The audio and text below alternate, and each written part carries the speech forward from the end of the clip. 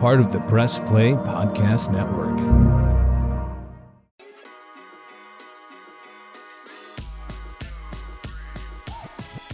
What's good, everybody, and welcome into the Full 40 Podcast, where we talk all things college basketball. I'm your host, and I go by the name of Taylor Vanderbilt. First and foremost, man, I'm so excited for you guys to be here with me today. We have so much to dive into as we are in the throngs of the conference schedule.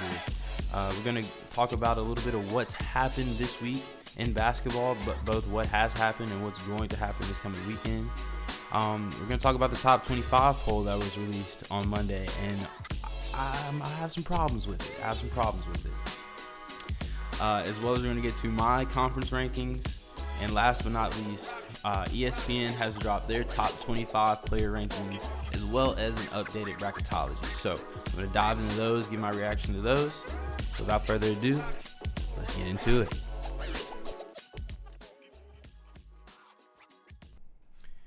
So this week in basketball has already been somewhat eventful. We've had some big-time losses already. We've had some crazy finishes, and it's setting up what could be, or what is, in my opinion, going to be a really good weekend of basketball. The first game I want to dive into, of course, everyone saw it last night. Texas Tech took down Baylor 65-62. It wasn't really like one of those games where, you know, one team fell apart or anything like that. It was simply just a matter of Texas Tech just came out with the win. It was a hard-fought game. No team really outplayed the other, in my opinion. Some people might, look at that as how they may. But in my opinion, I don't think either team outplayed the other. I just think it was a really hard-fought game, and somebody had to win, and Texas Tech was that somebody. That leads to now Gonzaga probably rising to 1 next week. Obviously, nobody wants that as they play in the JV conference. But all jokes aside, Gonzaga will probably rise to number 1 and probably just keep that spot until tournament time, to be honest with you. But I really do love seeing great games like this, especially at the I would say not the beginning of conference play, but we really haven't even gotten into the real conference schedule yet. And to see a game this close and this good between two teams that I think are really, really good and could both make deep runs in March, it was pretty cool to watch. On top of that, last night as well, we had 3 more games, in my opinion, that were just really, really good. The first one I want to start with, so I'm going to stay in the Big 12. Kansas and Iowa State was honestly a great game, and I really personally think Iowa State blew the game at the end. And here's my my kind of how I see it. So Kansas hits two free throws to go up 60-59 with about I want to say it was about 15 to 20 seconds left. So Iowa State comes down with the ball. And they go so fast. They were going at light speed trying to get a bucket. And it didn't really make sense to me because I'm not really a last shot person, like dwindle the clock down, shoot with 2 seconds left, try to be the hero. I'm more of in the middle of what happened last night and what I just explained. Get a shot up with about 7-8 seconds left, maybe even 5. That way, if it comes off, you can get a rebound, tip out, anything a la Chris Bosh to Ray Allen type of thing. But Iowa State went so fast, and they scored with about, I want to say it was about 12 seconds left on the clock. They got a nice, easy, or quick layup. But I said it to the people I was watching the game with. I was like, they scored way too fast. They scored too fast. And sure enough, and I think Iowa State actually hit a jump shot. It was a pull-up jump shot, which I was like, that's a bad shot, A. But B, he made it. And there was too much time left on the clock. So sure enough, Kansas gets the ball.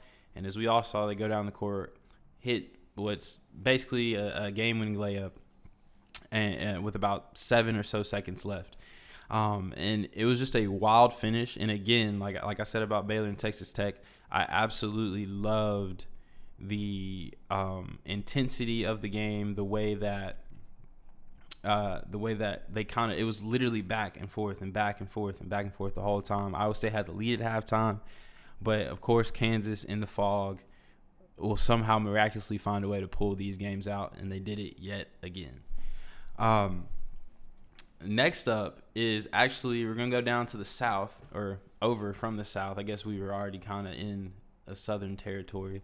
We're going to go over to the great state of Alabama, who in more or less in Tuscaloosa, and they've seen their fair share of loss this week. Not only losing to Georgia, but then going home and losing to Auburn on the basketball court I'm sure wasn't fun to watch in consecutive nights. But Auburn, to me, is one of the best teams in the country. Obviously, they're led by Jabari Smith, who I'll get into a little bit later. But Auburn looks, again, like the best team, one of the better teams in the country. Bruce Pearl has got the guys rocking. They're 15-1 right now, ranked 4th in the country. I just don't like. There's really no team in the SEC to me that can really contend and compete with them. Kentucky possibly, Tennessee possibly, but I both think that they have to be on their games, at the top of their games, to really compete with Auburn at full strength. But last night they played Alabama. It was a really good game. I thought Auburn had control, felt like Auburn had control of the game, most of the game, in my opinion. But I do like the fact that, trying to pull up some stats, which I can't seem to do. But yeah, I think Auburn had the control of the game for the most of the game. There were some questionable decisions by Alabama towards the end of the game as well that I really think just kind of put it away. But yeah, no, it was awesome. And I think the best part to me about it, with it being a rivalry game, is they did they brought kind of the football celebration Auburn did to the basketball court, and doing the Mr. Miyagi Karate Kid celebration. I thought it was amazing and awesome. So yeah, it's another great college basketball game here this week, and we're literally only at Wednesday, guys. We're only at Wednesday, and we have Wednesday night as well. We have tonight through the weekend, and we've already gotten so many good games so far. Next up, in kind of the last game I want to kind of get into was a big one, USC and Stanford. Now, USC had reached their highest AP poll ranking, I think, since 1974. Might want to fact check me on that, but I believe it's since the 70s. And they proceeded to find a way to lose to Stanford, where is Stanford? I just had a mind, Palo Alto, down in Palo Alto. There we go. Well, they lost to Stanford down in Palo Alto by 6 points, which is really eye-opening for me, because not only was USC undefeated, but they were 6 or 7 point favorite going into this game. Stanford had not been playing really well at all. I think they may have had one game since their COVID pause, whereas USC, I believe, had had two, and they looked okay. Kind of similar. I wouldn't say as bad as Duke has since their COVID pause, or out of sync. I don't want to say bad, because Duke and USC haven't looked bad at all, but just out of sync. That I haven't played basketball in a while feeling, and that's what I think we saw out of USC last night. It finally kind of reared its ugly head, as being out of sync really does take a toll on you and your team, and especially when a team like Stanford comes in and they're a rival and they have momentum, they're at home, and now they're it's weighing on your mind. And I think that's what happened with Duke and Miami this past weekend. Is Duke was obviously the better team, but it was a situation where Duke was coming off COVID pause. They had not really gotten their groove back since then. Wendell Moore wasn't playing his best. They turned the ball over 17 times. And I kind of think, like I said, it was the same type of deal here. Like USC, they only turned the ball over 11 times, but they shot 6 for 21 for 3, and overall they shot 42% from the field. So both of those stats right there, as well as shooting 65% from the free throw line, which in my opinion will get you beat. I think 70 or more is what you should strive to be as a team. That might be a little high for some people, but shooting less than 70% will definitely get you beat, and that's exactly what happened last night. So a lot of great games so far this week, but we also have a lot of good ones to look forward to, including tonight. Villanova and Xavier. By the time you guys hear this, that game will have been played. But Villanova and Xavier is going to be a really good game to me. It's Villanova's on the road. Last time they played earlier this season, Villanova got the best of Xavier. I really think this game comes down to Colin Gillespie. If they let him run free, then Villanova will win. If they don't, Xavier has a really good chance because they are literally – I watched them play earlier this year in Barclays. They are one of the most I don't want to say versatile teams, but honestly they are one of the most versatile teams in that all 5 players on the floor can get you a bucket. All 5 players on the floor are, have some experience and can make plays.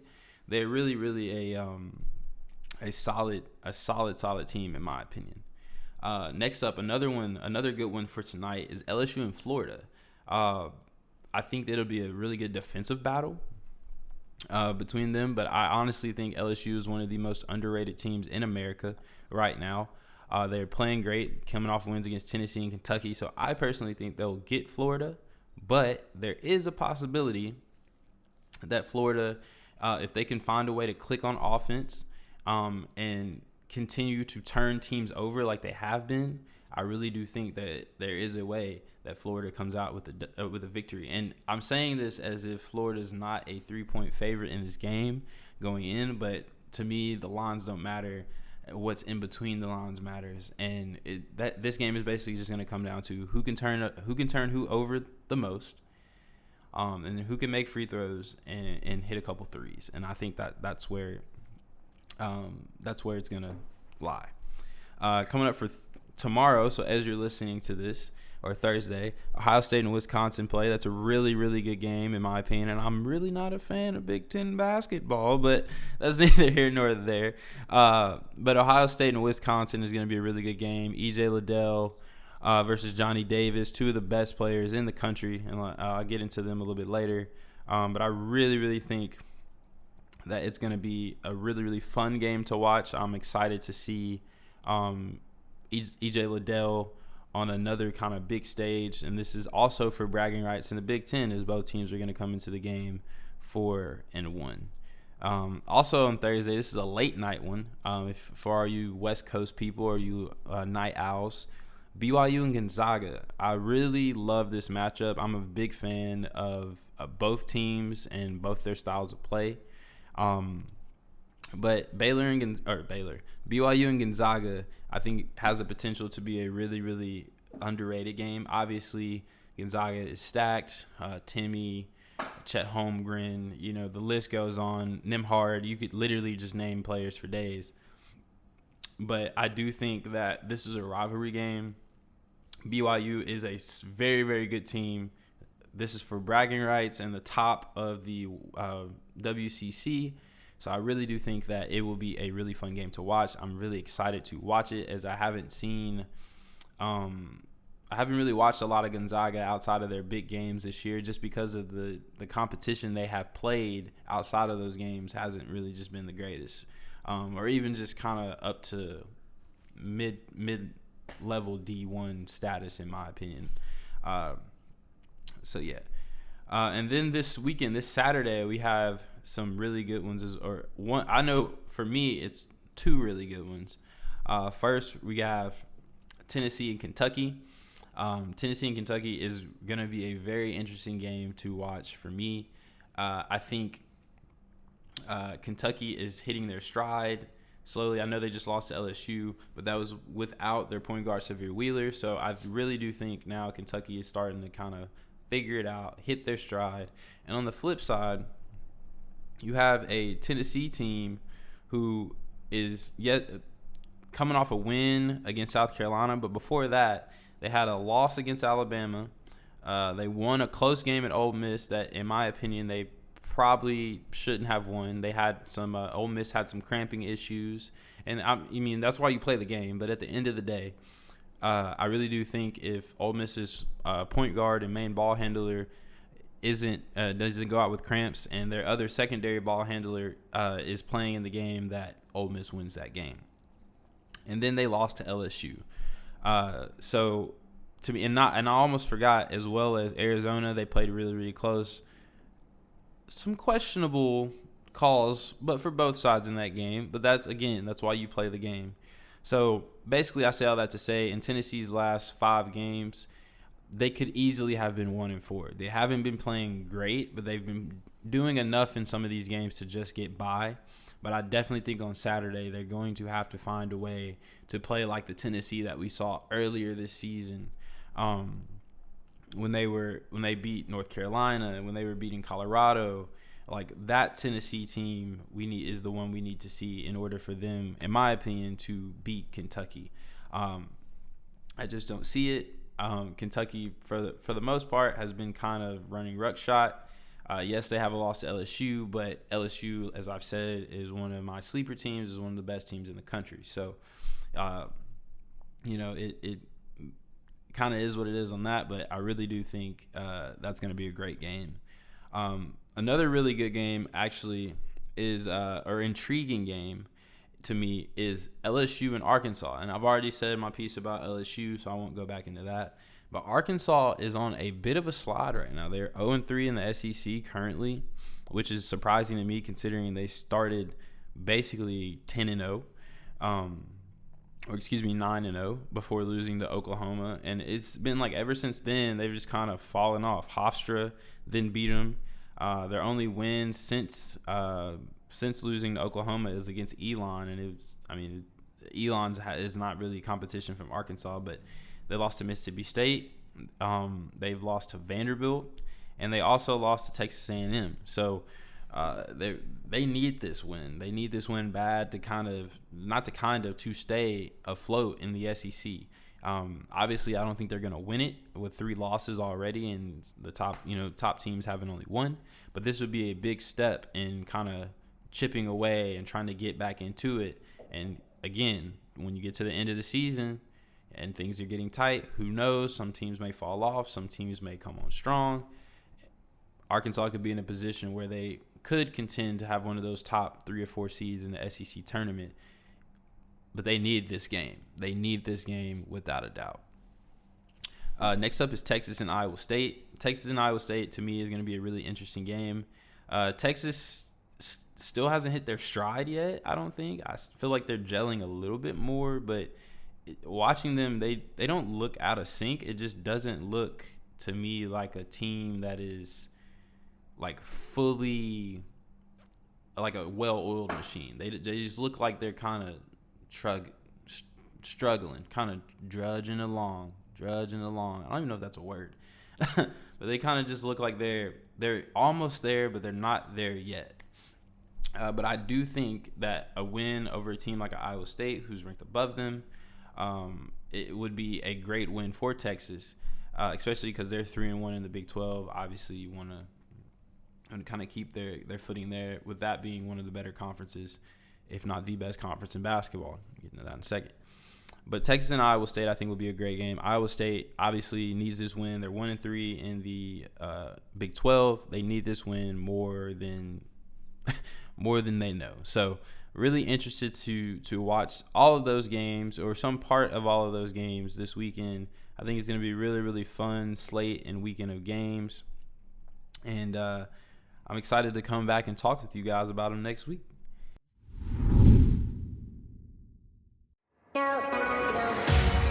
Hey everyone, it's JD from the Hyman Podcast. Backed by popular demand, I'm excited to let you know that new episodes of the Hyman Podcast will drop every other Monday on Apple Podcasts, Spotify, or wherever you listen to your podcasts.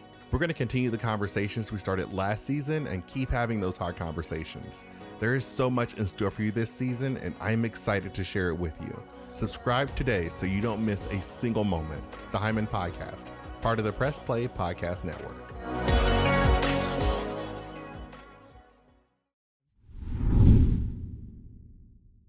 we got some more things to dive into.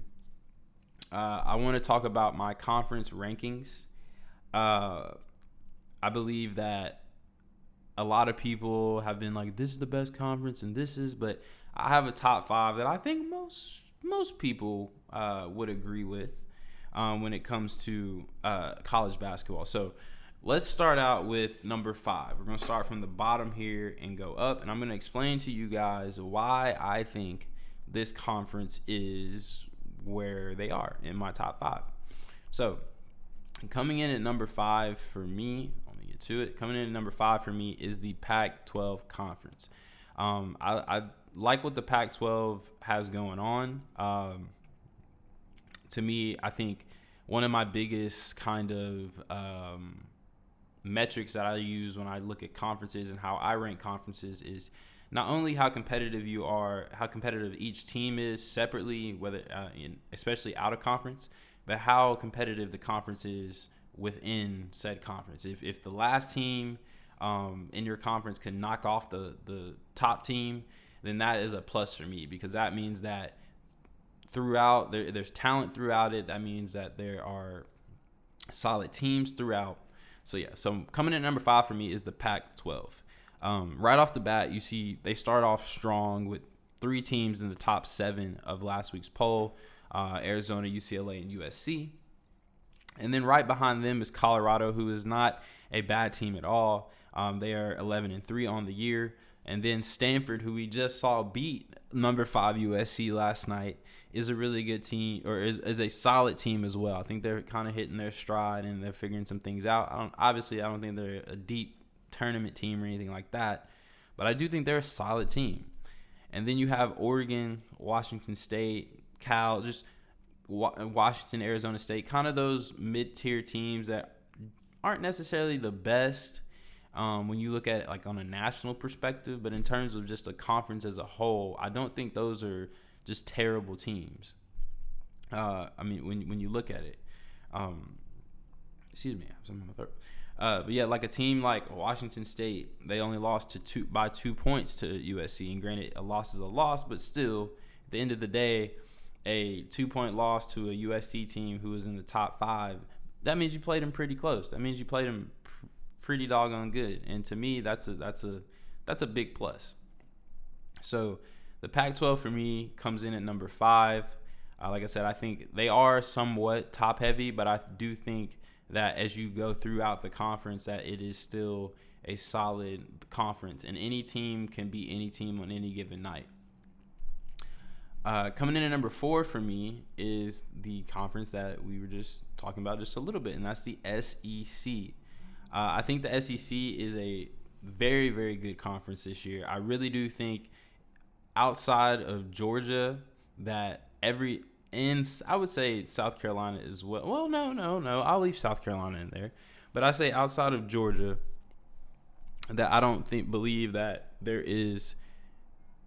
Let me rephrase. I'm trying to get my thoughts together, guys. Outside of Georgia, I think that every single team can beat any team in the conference. I mean, and we've kind of already seen that a little bit, but truthfully, I mean, if you just go from top down, Auburn, A&M's 3-0 right now in the SEC, and they're not ranked. Missouri is top 5 in the SEC right now, and they're not ranked. But you have teams like Alabama and Tennessee who are both 2-2 and below these teams.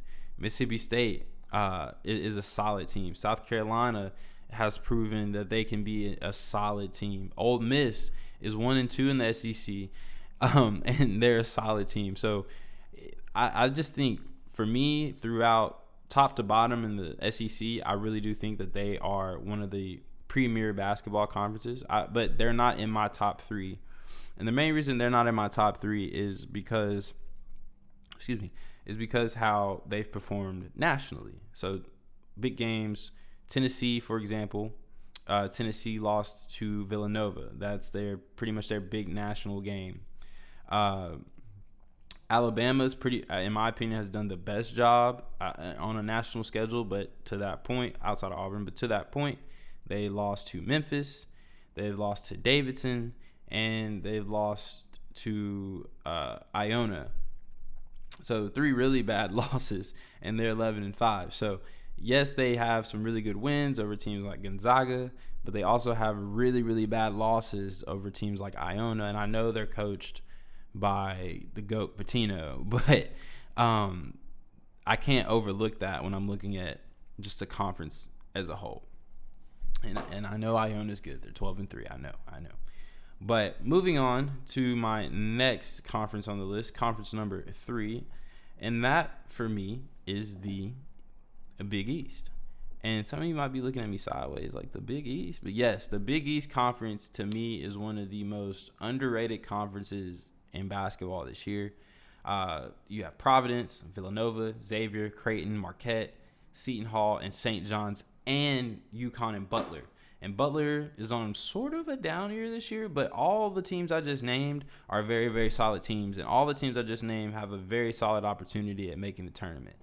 St. John's might be right there, but for the most part, every team I just named has a really good shot at making the tournament. On top of that, if you look at like I said, one of the metrics that I look at is how well your conference competes with the other teams in its conference. Or how well the teams in conference compete against each other, rather. And you can already see it right now. There's a lot of losses there. A lot of teams no team is undefeated in conference, which lets me know that it is very, very competitive within the Big East.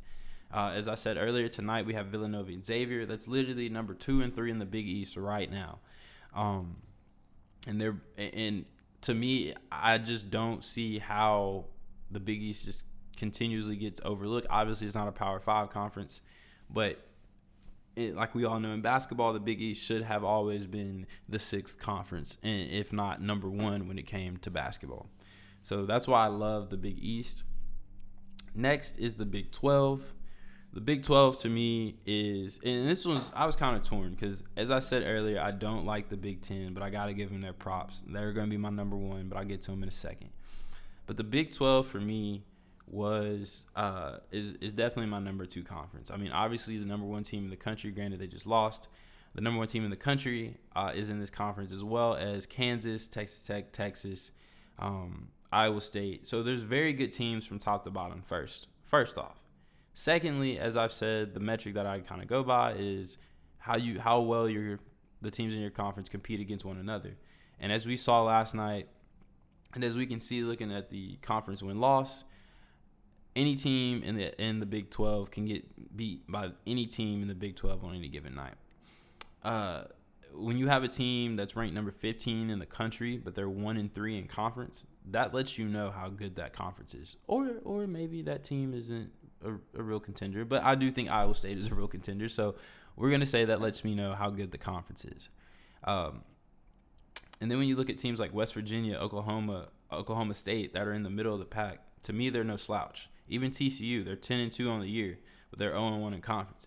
So there's a lot of good teams. If not from top to bottom, there isn't really a bad team. Maybe Kansas State, or you could say Kansas State would be the bad team in this conference. But even when you look at their schedule, who they've played, they've played teams tough. Arkansas, they lost by 8. Illinois, they also lost by 8. Same score. That's crazy. But they beat a Wichita State. They right there with Marquette, lost by 1. So literally, it's just, I wouldn't say lack of talent, but they're not, for them to be the worst team in the Big 12 and for them to look how they've looked, it's not really conducive. I mean, if you look at their losses, OU by 2, West Virginia by 2, they easily could have 3 more wins and be 11-3 very easily. So the Big 12 is definitely a conference to be reckoned with, in my opinion. But last but not least, and I hate, as an ACC guy, I hate giving props to the Big 10. But it's no denying it. They are the best conference in basketball, and it's really no way around that. I mean, when you look at the teams that they have and the players that are in this conference, it's amazing. When you have Illinois, Michigan State, Ohio State, Wisconsin, and right there, those are the top 4 in the Big 10 right now. And those teams are some of the best teams in the country when you look at it. from a national perspective. Then you follow that up with an Indiana, a Rutgers, and a Purdue. The number 7 team in the country is also the number 7 team in the Big Ten. So when I tell you that the competitiveness between these teams in this conference is so great, it's true. They have some really competitive games. I mean, you have a team like Iowa who's 11-4, and they're in the bottom 4. Northwestern, who is a very, very solid team this year, bottom 4. Maryland, who they are shaky with the ball. They need some better ball handling, some more scoring, but they're not a bad team. They're 8-7 and 0-4 in the Big Ten. So when you look at it holistically, the Big Ten, there is no conversation this year. From top to bottom, any team can compete with any team on any given night, as we saw with Rutgers and Purdue, as we hopefully see with Ohio State and Wisconsin. And like I said, I really, these are my top 5 conferences. I had some honorable mentions, but there's no reason to get into those because they really don't matter in the grand scheme of things. But lastly, but with all that being said and talking about conference rankings, I really want to get into this AP Top 25 poll from this week. And let me I got to pull it up. I got to get it right here in front of me so I can make sure I have all my ducks in a row. So, if I haven't disclosed this already to you guys, I am a Duke fan. I am partial to the Blue Devils, but I'm also very aware of my biases and try to keep them out of of these type of things. So, but I couldn't help looking at the AP Top 25 poll when it came out on Monday. Knowing that as a Duke fan, we lost to Miami on Saturday, I was very intrigued to see where we would kind of fall. So the first thing I noticed is that we dropped down, and we being Duke, dropped down to the 8th spot. And while that was very surprising to me, there was a lot of things that surprised me more. For example, Villanova at 14. Villanova has the most losses, I believe, outside of Tennessee. And in the top 25, I think Tennessee and Alabama both have 4 as well. But they're ranked accordingly, in my opinion. But Villanova being ranked 14th with 4 losses is really kind of puzzling to me, simply because they're not winning. I don't know what they're being judged on, if it's the Villanova of old or what. I don't know what the people who do the poll were looking at. But how do you have a team with 4 losses at number 14, and then you have a team like Texas Tech at 19? You have a team like Providence at 23. Teams that which they are in the same conference as Villanova. Providence, Seton Hall, all less losses. And granted, Villanova does have some solid wins, but at the end of the day, it's kind of like, I don't really know what we're doing here. Next up, we're going to talk about LSU. LSU, I think, should be higher than they are. I think the committee, or the voters, rather, doesn't really respect LSU. Yes, they're at 12, but they're 14-1 with 2 wins over Tennessee and Kentucky. Like, I don't know, and both who are ranked, by the way, obviously. So I don't know what else they need to see from LSU to put them in the top 10. I mean, they're 14-1. You have a team up there like Arizona. Who, in my opinion, from watching them play, I'm not gonna say they're not good. They're a good team, but I just don't get how a team like Arizona, whose biggest win to this point is honestly against a Michigan team who we've come to find out is not really that good. I guess you could say Illinois now, a 4-point win over Illinois, but their next biggest game really was against Tennessee, which they lost. So, I mean, granted, like I said, it was some questionable calls in that game, but at the end of the day, they still lost. So how do you have a team like Arizona, who really hasn't beaten anybody or done anything and has 1 loss to another team on this list? How do you have them at number 6? Especially when you have a team like like under them, like Purdue and Duke, whose 2 losses have come against 2 really, really solid teams, as well as Purdue, who's lost to Rutgers, who on any given night can score with the best of them, or in another. Sorry, I lost my whole train of thought. But I say all that to say, when you have a team like Arizona above teams like Purdue, Duke, Kansas, and Michigan State, even Houston, and they played absolutely nobody, it just really doesn't make sense to me. And same thing with UCLA. UCLA to me is a very, very good team. Don't get it twisted. I think UCLA has all the makings to have a deep run, but they haven't played in a while. I don't know exactly how long it's been since they've last played a game, but they haven't played in a good bit. So my thinking and the way I've always kind of been is that if you aren't playing, well, actually no, they just played last week. Sorry, I missed that. But my thing is they haven't really beaten anybody in a while. Their biggest win to this point is Villanova at home in November. Since then, I mean, they beat Colorado, which is a very, very Colorado's not a slouch team at all. But their 2 wins since have been Long Beach State, and they beat Cal by 8. So, like, how do you justify having them at number 3? They haven't beaten anybody. They haven't done anything. It's kind of similar to the argument that I'm about to make about Gonzaga when they rise to number 1 next week. It's like, okay, Gonzaga's number 1. They probably can ride that out for the rest of the season because they play absolutely nobody outside of BYU and maybe Utah State. So how are we justifying, as the voters, how are they justifying that? So hopefully they get it together next week.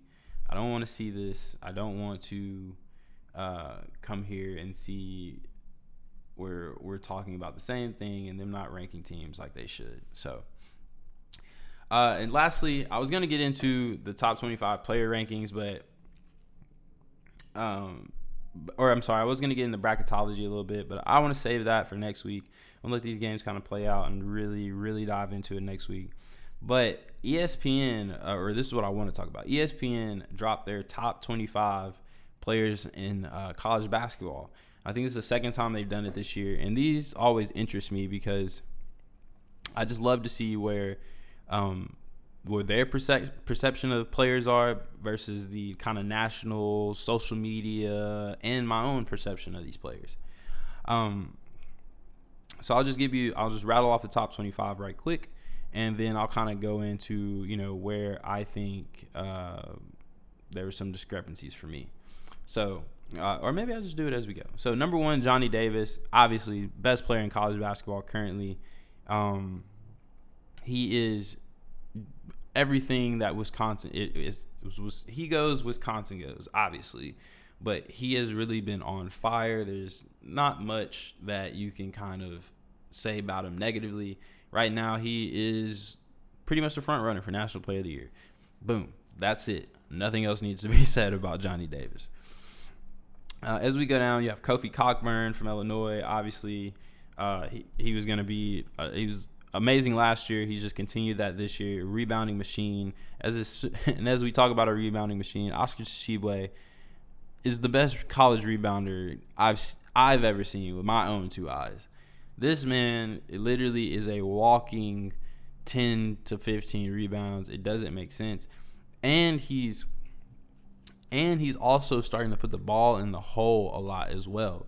I think against Georgia he had 29.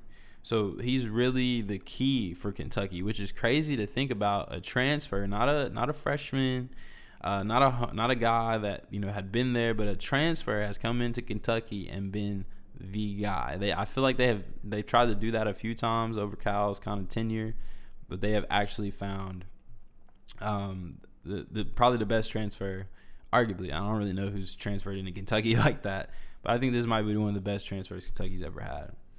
Ochai Agbaji, amazing player for Kansas, really just their do-it-all guy. And now this is where I start to have some discrepancies. So as I said earlier, I'm partial to Duke. And Wendell Moore Jr. not being in the top 5 of this list is a complete outrage to me.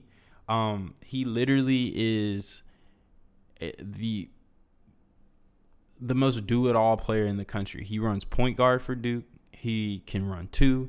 He can he rebounds. He assist, like he does it all for he's the reason that they are kind of in the positions, the big games that they've won. He's been pretty much the reason in terms of keeping them steady, making sure he's as the primary ball handler, making sure things go as planned. Granted, he's kind of backed off a little bit since they've come back from the COVID pause, but I expect him to fully get back to what he was, basically shooting like 63%, averaging 5 to 6 assists a game. I mean, it was insane. So for him not to be in the top 5 is a problem for me. Another issue I have with this list is Chet Holmgren still being above a lot of players like E.J. Liddell, Trace Jackson Davis from Indiana, Jabari Smith. I don't understand why he is above those guys. And last but not least, Paolo. And I'll get into him in a second. But I don't understand why he is looked at as the way he is. Like, yes, he's dominating or sort of dominating, but every time you look at it, like the big games, for example, against Duke, that's the one I'm going to go to. That's the one I've watched 3 or 4 times. But he was kind of just, like, he had a solid game, but it's almost like it's not impressive. Like, there's no thing like, you know, I don't know. I'm a fan of his game. I think he'll be an amazing NBA player, and I think he's definitely a unicorn. But he's just, I don't know. It's just, I don't think he's better than the guys below him, especially a guy like E.J. Liddell. E.J. Liddell is literally the go-to guy for Ohio State. He literally beat Duke's almost, I wouldn't say single-handedly, but he was the reason that they beat Duke. Without him, they don't do that. A guy like Trace Jackson Davis, who is basically carrying Indiana this season. And then someone like Jabari Smith, who is rated way too low on this list. But he can absolutely score the ball from all 3 levels. Makes Auburn look unstoppable. When he looks unstoppable, Auburn looks unstoppable. So I don't understand it. And then it comes to Paolo, who I think is way too low on this list to begin with. At 16, I don't understand how you can be the projected number 2 or 3 pick. He slid for whatever reason. I don't understand it. Right here, they say that we're yet to see a quote-unquote signature game from Banchero that can be chalked up to least partly to circumstance. And the way I look at it is, dude, what more do you want from this man? He is absolutely, every time that he's been called upon, I wouldn't say every time, but the majority of the time he's been called upon, he's answered the bell. So I don't understand what more they would be looking for from him. If anything, he's had a better season to me than a Chet Holmgren. Like, he's been more impactful than someone like that. But hey, trying to keep my biases out of it. Colin Gillespie's too low for me. Trevion Williams is too low. There's just a lot of guys that I think that this list was definitely needs some fine tuning for sure. But yeah, that's it for this week, guys. I want to thank every one of you for joining me and listening to me rant and ramble about my favorite sport, that being college basketball. I'm going to be back next week with a lot more insight onto this world of college basketball. And again, thank you for joining me. So without further ado, that is the full 40 for this week. I'll see you guys next week. Peace.